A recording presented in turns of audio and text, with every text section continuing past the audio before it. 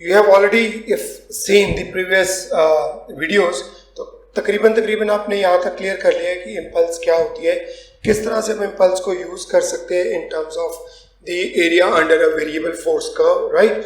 तो वो जो हमने स्मॉल टाइम लिया था dt और f dt करके हमने इम्पल्स को डिफाइन किया था, हमने ये भी कह दिया था कि impulse is change in momentum. तो थोड़ा सा मैंने पिछले वाला रिवाइज कर लिया, राइट। अदरवाइज आप प्रीवियस वीडियो प्लीज सिस्टमेटिकली अगर देखेंगे तभी आपको फायदा होगा। अगर आपने ये वीडियो सिस्टमेटिकली नहीं देखे, अगर आप जंप कर रहे हैं अगले वीडियो पे आ गए हैं सीधा, तो कहीं आप पिछली चीजें छोड़ देंगे और ultimately you will be in a dilemma, you will not be in a position to understand it very clearly. So I always suggest that please see these videos very systematically. Now let's move ahead guys. देखिए हमने impulse के बाद का जो काम है वो है Newton's third law of motion, जो हमें पता ही है कि to every action there is equal and opposite reaction. और भाई याद रखने वाली चीज यही है कि एक्शन और रिएक्शन दोनों दो अलग अलग बॉडीज के ऊपर लगते हैं। मीन्स एक बॉडी एक्शन का एजेंट होती है और दूसरी बॉडी ऑब्वियसली बात है रिएक्शन फील करती है। फॉर एग्जाम्पल अगर हम लोग ये बात करें कि दिस इज द सरफेस और इस सरफेस के ऊपर हमने ये एक बॉडी है भाई साहब, ठीक है, और इस बॉडी ने बेटे इसके ऊपर एक फोर्स लगाई। किसके ऊपर? सरफेस के ऊपर। वो कौन सी फोर्स है? उसका खुद का वेट, राइट। तो इट मींस अगर मैं इंडिपेंडेंटली इस सरफेस की बात करूं तो मैंने सिर्फ ये सरफेस निकाल के यहां पे रख लिया है, तो I can see that or I can say that the surface is experiencing a force mg over it because of the block whose mass was m, right? तो ये इसके ऊपर एक फोर्स लग रही है, undoubtedly it is very clear। अब अगर सरफेस को इस ब्लॉक ने एक एक्शन दिया है तो अल्टीमेटली ब्लॉक के ऊपर क्या लगेगा? रिएक्शन ही लगना है। तो ठीक है, ब्लॉक के ऊपर रिएक्शन लगा। अब मैं ब्लॉक को इंडिपेंडेंटली कंसिडर कर लेता हूं, ठीक है, और ब्लॉक के ऊपर रिएक्शन की बात करता हूं, which is the reaction force. मैंने R से डिनोट किया इसको। हाँ, क्योंकि ये ब्लॉक सरफेस पे पड़ा है, उड़ नहीं रहा है, धस नहीं रहा है, ठीक है, neither it is flying up nor it is moving into the surface, दोनों ही काम नहीं हो रहे, तो क्या कहूं? तो मैं ये कह सकता हूं कि कहीं ना कहीं R मैग्नीट्यूड में mg के बराबर है। That's all, right? I can say this that R is equal to mg, the reaction। अच्छा, हमने ये चीज बड़ी क्लियरली पढ़ी है। एक हम टर्म करते हैं रिएक्शन और एक हम टर्म करते हैं normal reaction. We do these two terms simultaneously. हम लोग ये दोनों चीजें बड़ी क्लियरली पढ़ते हैं और कहीं ना कहीं कुछ कंफ्यूजन रहती है, अदरवाइज इतनी कोई खास चीज नहीं है कंफ्यूजन वाली। सो सन सी, this is very clear, reaction is against the action. What is normal reaction? Normal reaction is the component of reaction.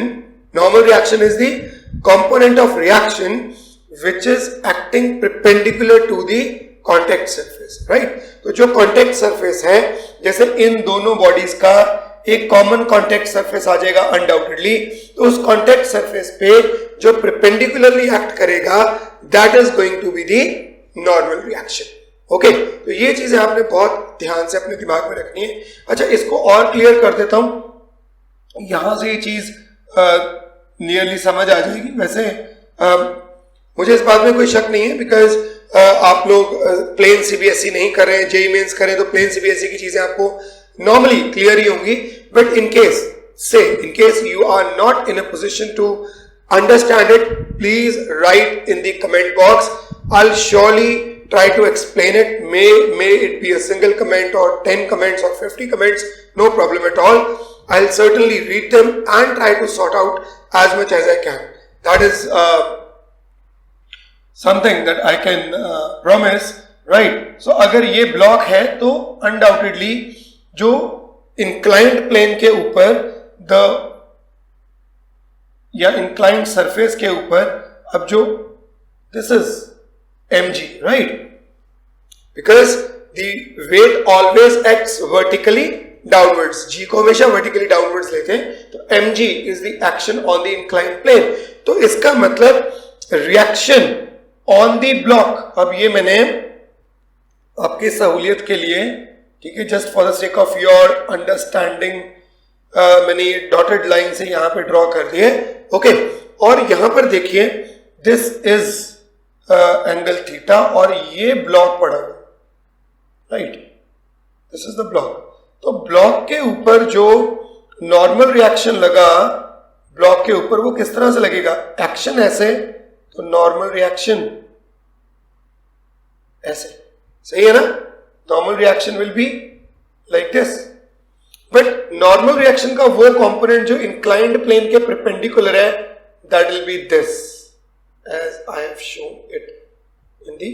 अच्छा, थोड़ा सा बड़ा इसलिए बना दिया है, don't feel it as like you have drawn a bigger vector in the form of the component, it should be smaller. Agree, that is not the point here. I just have to show you that this is the component which we normally call as r cos theta and can be called as n. That is normal reaction. Just to make you clear about what is the difference between the reaction and the normal reaction, ये चीज मैंने की है, okay. So this is something that we have to consider during the numerical analysis also, right? Or other way around, we can say it like this.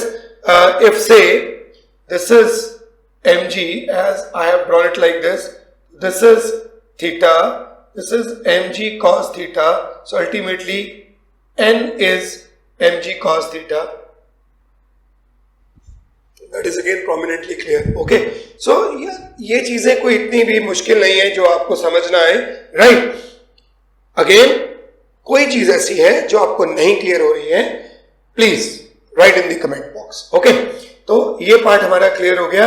हमने action reaction की बात कर ली, एक वेज की या इंक्लाइंड प्लेन की example ले ली। We have taken the example of the wedge and we have placed a block over the wedge and the wedges the block is having the weight mg. Now in order to make the situation a little more complex, we can place the wedge even on the another surface, then we can consider the friction of the inclined of the surface, and so many things we can do.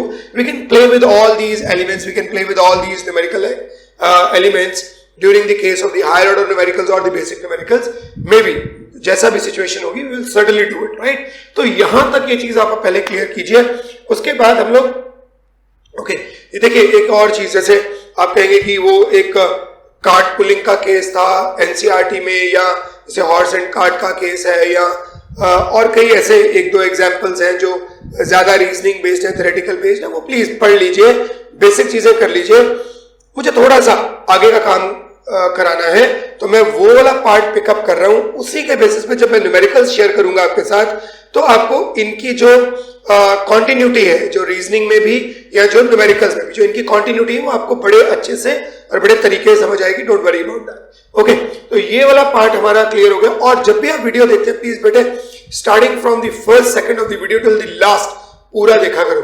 अगर आप बीच में कोई भी video का part छोड़ते हैं, अगले video में आप 100% कुछ ना कुछ मिस कर देंगे, आपको लगेगा कुछ इनकम्प्लीशन जैसी फीलिंग आ रही है, वो तभी आएगी जब आप इनकम्प्लीट छोड़ेंगे, राइट? हमारी तरफ से या मेरी तरफ से वीडियो में कोई भी मैं ऐसी चीज नहीं छोड़ता जो आपको कल को किसी भी पॉइंट पर समझ ना आए, ये श्योर हूं मैं इस बात को लेकर, राइट?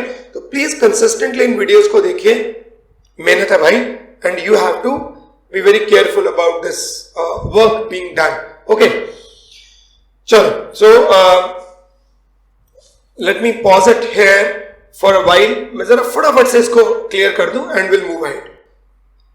अच्छा, बात क्लियर हो ही गई है तो चलते चलते हम लोग फ्री बॉडी डायग्राम, क्योंकि हमने अभी यही तो किया, इंक्लाइंड प्लेन लिया, सरफेस लिया, हमने उसके ऊपर एक एक्शन फोर्स लगाई, फिर हमने रिएक्शन फोर्स को अंडरस्टैंड किया, एलिमेंट्स अलग अलग कर लिए एक सिस्टम में से। तो अब अगर शुरू हो ही गया है तो ये वाला काम भी हम बीच में ही खत्म कर लेते हैं। Let's finish it side by side, ये चीजें आपको क्लियर हो जाएंगी जिस तरह से हमने अभी डिस्कस किया।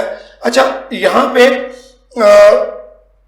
क्योंकि ज्यादातर इस फ्री बॉडी डायग्राम जब भी हम लोग करते हैं तो एक सिस्टम में से बॉडीज को अलग करते हैं। You very well know that free body diagram is like when there is a complex system comprises of so many elements into it, and we are supposed to separate out the elements individually, and we are supposed to get how many forces are acting on this particular body and जो भी उसके अंदर collective forces लग रही हैं वो हम लोग उसको कंसिडर करते हैं एंड देन एनालाइज करते हैं कि अच्छा ये फोर्सेस लग रही हैं, ओके अब इसको बैलेंस्ड कितनी हो गई है, कितनी अनबैलेंस्ड रह गई है, फिर एक्सेलरेशन कौन कॉज करेगा, कौन नहीं कॉज करेगा।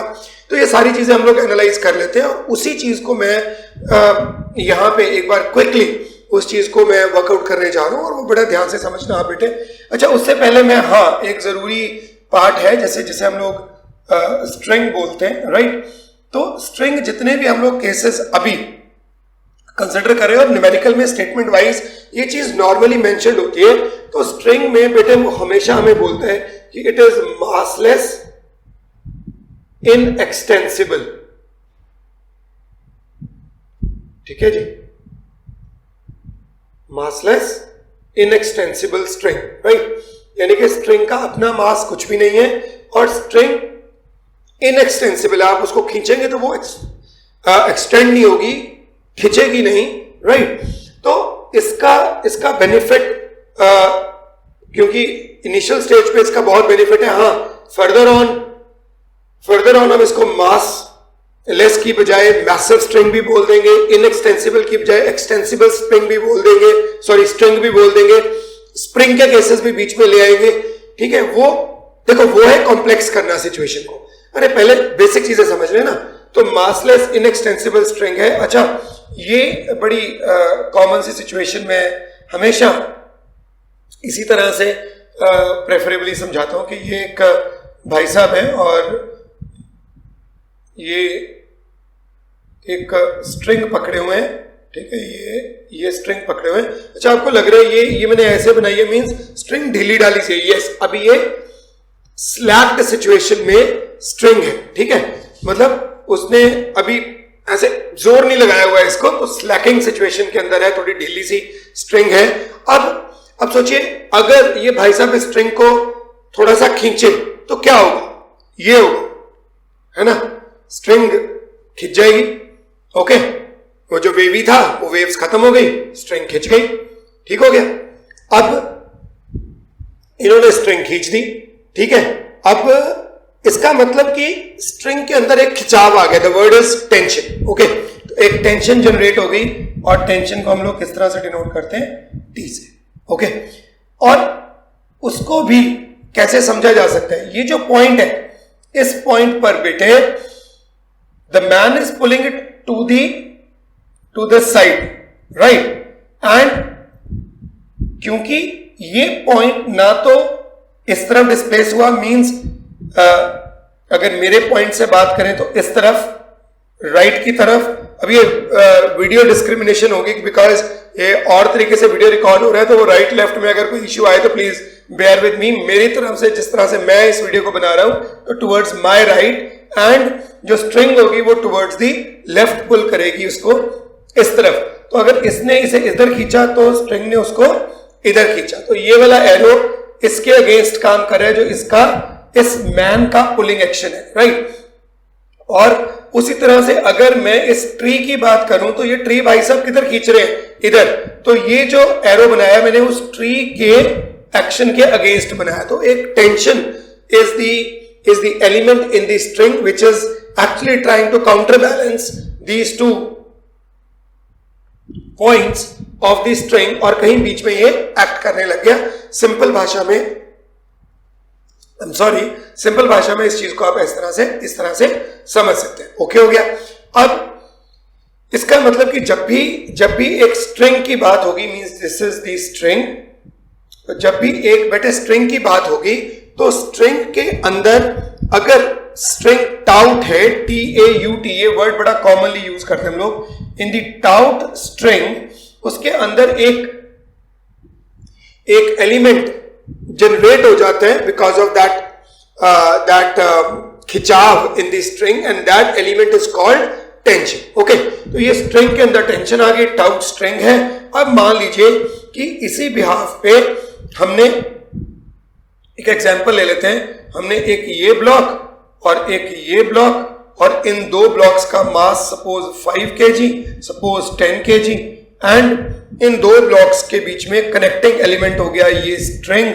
ओके, और भाई इस स्ट्रिंग को स्ट्रिंग जिससे ये दोनों ब्लॉक्स कनेक्टेड है, यहां पे मैंने एक हुक लगाई हुई है और इस हुक से पकड़ के एक एजेंट इसे फोर्स लगा रहा है, मान लीजिए 100 न्यूटन की, ठीक हो गया।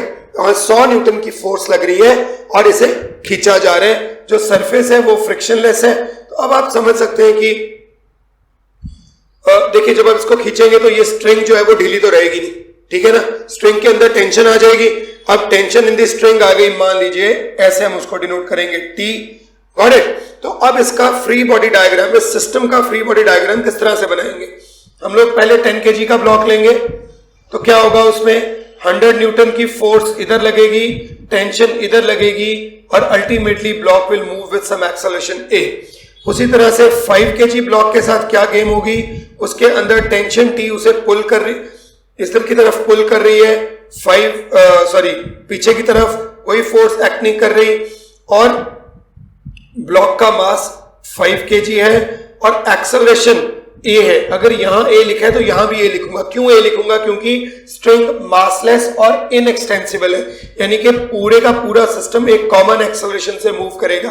तो ये हमने क्या किया, पूरे सिस्टम के दोनों ब्लॉक्स को अलग अलग पकड़ लिया और उनकी फ्री बॉडी डायग्राम बना दी, काम हो गया खत्म, राइट। तो ये चीज आपने भाई कंसिडर करनी है। You really have to consider when you are going to understand a complex system, you have to break this system. Divide and rule वाली पॉलिसी अपनानी है, सिस्टम को ब्रेक कीजिए, दोनों ब्लॉक्स को अलग अलग कर लीजिए और फिर उनको आगे उनकी डायनेमिक इक्वेशन बना दीजिए। And you very well know dynamic equation कैसे बनाते हैं, पता है नहीं?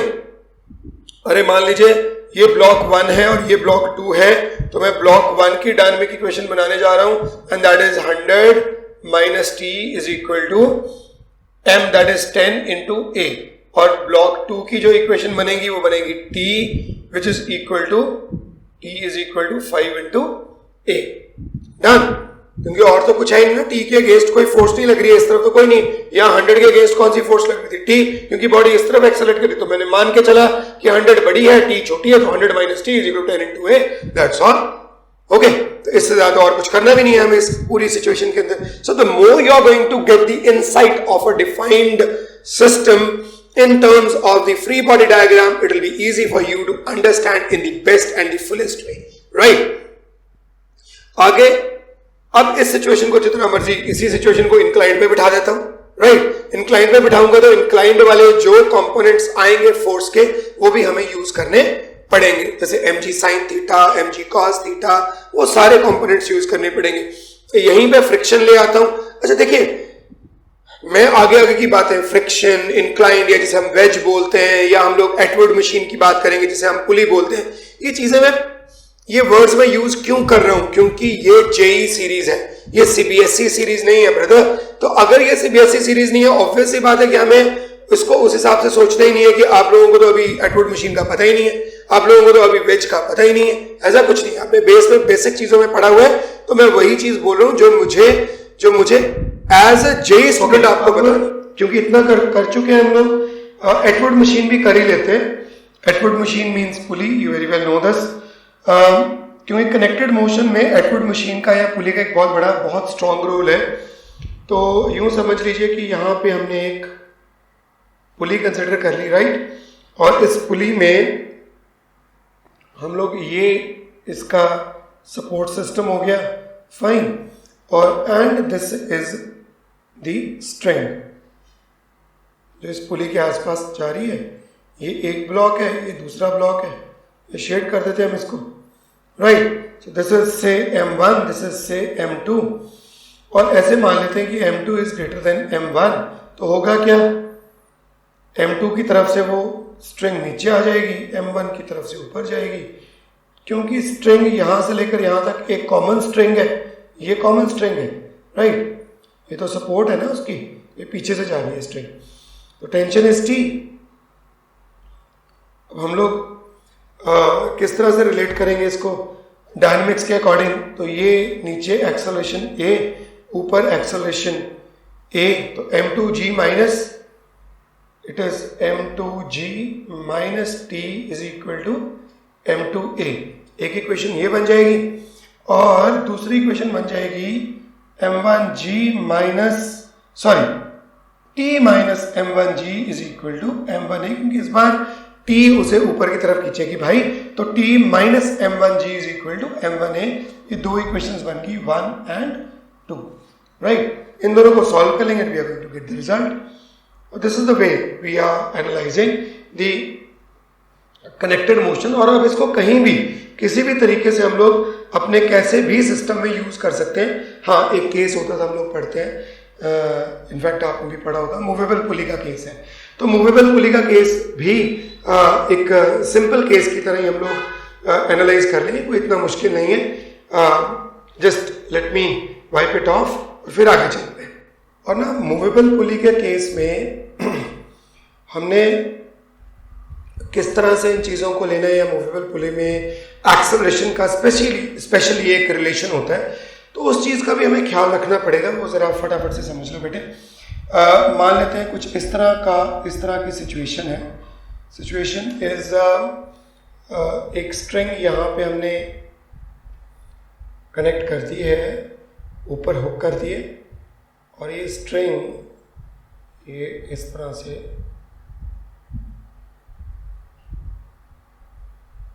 ये राइट ऐसे, ओके। ये किस तरह बनाई है मैंने, तो अभी क्लियर हो जाएगा आपको।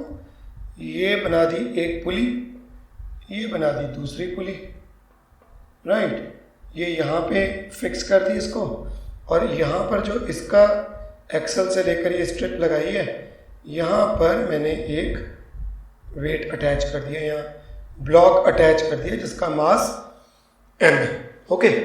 और उसी तरह बेटे यहाँ भी हमने एक ब्लॉक अटैच कर दिया जिसका मास m2 है मान लो, और इसका m1 है, राइट। और अनडाउटेडली m2 की वैल्यू m1 से ज़्यादा है, तो क्या होगा, ये नीचे आएगा और ये ऊपर जाएगा। अब जैसे हमने अभी किया था पहले, तो हमने वहाँ पे लिखा था कि अगर इसके नीचे आने की एक्सेलरेशन a है तो इसके ऊपर जाने की एक्सेलरेशन a होगी, जो उस केस में। बट यहाँ पर ऐसा नहीं होगा। यहाँ पर अगर इसके नीचे आने की एक्सेलरेशन a है तो इसके ऊपर जाने की एक्सेलरेशन a/2 हो जाएगी। हम लोग किस तरह से इस चीज़ को एनालाइज कर सकते हैं, वो बेटे इस तरह से एनालाइज कर सकते हैं कि ओके, एक इजी जो मेथड है वो ये है, सपोज दिस इज y, ये लेंथ, राइट। तो अगर ये y है तो बेटे ये भी क्या हो गया, y हो गया ना, यहां से यहां तक ये भी y हो गया। और या आप यूं कह दीजिए इसे y1 बोल देते हैं, और ये हो गया y2, ठीक है ना। तो इजी हो जाएगा, 1 के साथ 1 और 2 के साथ 2, ऐसे नॉमेनक्लेचर इकट्ठा कर देते हैं। तो बेटे 2y1 plus y2 is the total length of the string. ये मैंने जो छोटी छोटी सी लेंथ्स है ना, ये जो इसके ऊपर कर्वी आ रही है या इस पे कर्वी आ रही है, वो थोड़ी देर के लिए एलिमिनेट कर दी। और आपको पता है टोटल लेंथ जो l है वो तो कांस्टेंट रहनी है। अब डिफरेंशिएट कीजिएगा तो 2v1 plus v2 is equal to 0, मतलब टाइम डेरिवेटिव कर दिया। तो I can say that 2v1 is equal to minus of v2। इसको एक बार और डिफरेंशिएट करूंगा तो 2a1 is minus of a2, और मैं कह सकता हूं a1 is minus of a2 divided by 2। अच्छा, नेगेटिव साइन क्या शो कर रहा है कि एक दूसरे के ऑपोजिट मूव करेंगे। ऑब्वियसली ये डाउन है तो ये अप है, राइट। अच्छा, अब मैंने देखो इसे a/2 लिखा और इसे a लिखा, तो क्लियर भी तो हो गया ना कि दिस इज a1, तो a1 इज a2/2, मतलब जो सेकंड वाले की एक्सेलरेशन है उससे आधी। अगर a2 की वैल्यू a है तो a1 क्या हो गया, a/2 हो गया। तो क्लियर हो गया। इट मींस जो चीज मैंने यहाँ पे बोली है वो यहाँ पर मैथमेटिकली क्लियर कर दी गई है। अब अगर इसकी डायनेमिक्स में देखा जाए तो ये टेंशन T है ना, यहाँ पे ये भी टेंशन T है, ये भी टेंशन T है ना। एक थंब रूल की तरह ले लो इस बात को, सरीन्स थंब रूल बोल दो इसका नाम, है ना, सरीन थंब रूल, राइट। कि जब एक ब्लॉक को पुली के विद रिस्पेक्ट टू दो टेंशंस या दो फोर्सेस ऊपर की तरफ पुल कर रही हो, तो उसकी जो एक्सेलरेशन होगी वो आधी हो जाएगी एज कंपेयर टू उस ब्लॉक के जो सिंगल टेंशन से पुल हो रहा हो, राइट। इसकी पुलिंग टेंशन T है, पर इसकी पुलिंग टेंशन कितनी है, 2T। कल को अगर 3T हुई तो A/3 कर देना, 4T हुई तो A/4 कर देना, सीधा सीधा रिजल्ट सही आ जाएगा। आएगा मतलब आएगा, ये रिजल्ट गलत होने वाला नहीं है। अच्छा, मैं इसका एक तरीका और भी बताऊंगा आपको, बट ये रुक जाओ। न्यूमेरिकल के साथ कई ट्रिक्स होते हैं जो न्यूमेरिकल के साथ करने का मजा है। सब कुछ अभी खोल दिया तो फिर फायदा क्या, राइट? तो ये चीज हम आपने अपने दिमाग में रखनी है कि अगर कंपाउंड पुली हुई या मूवेबल पुली हुई तो किस तरह से हम उसको जस्टिफाई करेंगे, और ये चीज कहीं भी आप अप्लाई कर सकते हैं, it will be beneficial for you. अब उसके बाद तो बेटे केसेस ही हैं, जैसे मान लीजिए ये एक प्लेटफॉर्म है और इस प्लेटफॉर्म पे ये एक ब्लॉक रखा गया और यहाँ पे मैंने एक पुली लगा दी बेटे, और यहाँ पे दूसरा ब्लॉक आ गया, ठीक है?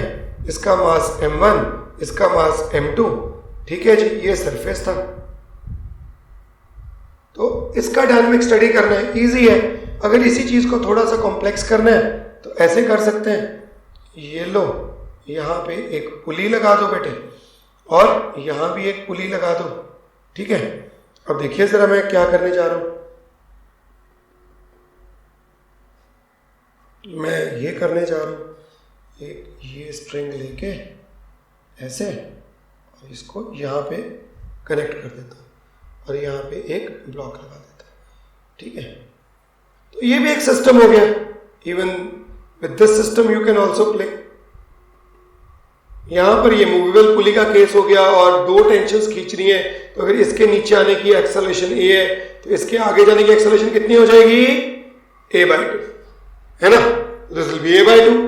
अब उसके बाद आप इंक्लाइंड के साथ खेल सकते हो, यहां पे पुली लगा दीजिए, ठीक है? और क्या करना है, ये ब्लॉक, एक इधर ब्लॉक लग जाएगा और एक ब्लॉक यहां पे आ जाएगा, बस खेलो। This is m1, this is m2, और मान लेते हैं कि ये नीचे जा रहा है with acceleration a। Obviously single string है, इनएक्सटेंसिबल है, तो ये ऊपर जाएगा विद एक्सेलरेशन a। इसमें ये एंगल है मान लीजिए थीटा, तो इस ब्लॉक पर this way mg sin theta, यहां पे ये वाला mg cos थीटा, ये नॉर्मल रिएक्शन, ठीक है? n कह देते हैं इसको, डन। इधर टेंशन T हो गई, इधर भी टेंशन T हो गई, निकाल लो यार, क्या दिक्कत है ना? तो अब so many cases that you may find, you may have already found in your books also। आपने कर लिए हैं ये केसेस। ये मुझे इतना ब्लैंक होके हम लोग नहीं चलते हैं, हमें पता है ये चीजें, आप बेसिक चीजें आप कर चुके होगे। इन्हीं एलिमेंट्री चीजों को इकट्ठा करेंगे एंड फॉर श्योर आपके न्यूमेरिकल्स बना दूंगा और वो इजी भी हो जाएंगे आपके लिए, ठीक है? और जो ऑलरेडी प्रीवियस ईयर में आए हुए वो न्यूमेरिकल उठाऊंगा, कुछ जो कुछ 4-5 न्यूमेरिकल्स ऐसे हैं जो मैंने फ्रेम किए वो भी करा दूंगा बीच में। कुछ हायर ऑर्डर बुक्स में से न्यूमेरिकल्स आपके किए हुए न्यूमेरिकल्स हैं, और मुझे बिल्कुल भी कोई, देखिए यहाँ पे I am taking it as a, मैं एक मेंटर की तरह इस चीज को टेकअप कर रहा हूँ। मैं ऑथर नहीं हूं, मैं किसी ऑथर की बुक से भी न्यूमेरिकल आपको करा सकता हूँ, राइट? वो चाहे H.C. वर्मा सर की बुक हो, चाहे वो सीयर्स एंड ज़िमिंस्की हो, चाहे वो नेल्सन पार्कर हो, कोई भी बुक हो, चाहे वो इरोडोव हो, बुश्कतो हो, जिस तरह मर्जी उठा न्यूमेरिकल। आपका तो न्यूमेरिकल होने से मतलब है, आपको उसकी लॉजिक, आपको उसके फंडे क्लियर होने से मतलब है, ठीक है? तो भाई ये चीजें समझ लो, इन चीजों को जस्टिफाइबली कर लो, रेस्ट इसके बाद। अच्छा, थोड़ा सा, क्योंकि मुझे अब एक काफी हद तक इन चीजों को आगे और कराना भी है, तो मैं थोड़ा फास्ट भी चलूंगा। अगर आपको लगे कि आप मुझे कमेंट में बता दीजिएगा कि सर आपकी वीडियो अगर स्लो है, फास्ट है, कुछ भी है। सर्टनली आपके इन चीजों का मैं बहुत closely, I always watch these things very closely and I always react definitely on those elements which you suggest me and we'll work it out, don't worry about it। इतनी चीजों को पहले जस्टिफाइबली कर लो, राइट? एंड अगले lecture में इसके आगे चलें।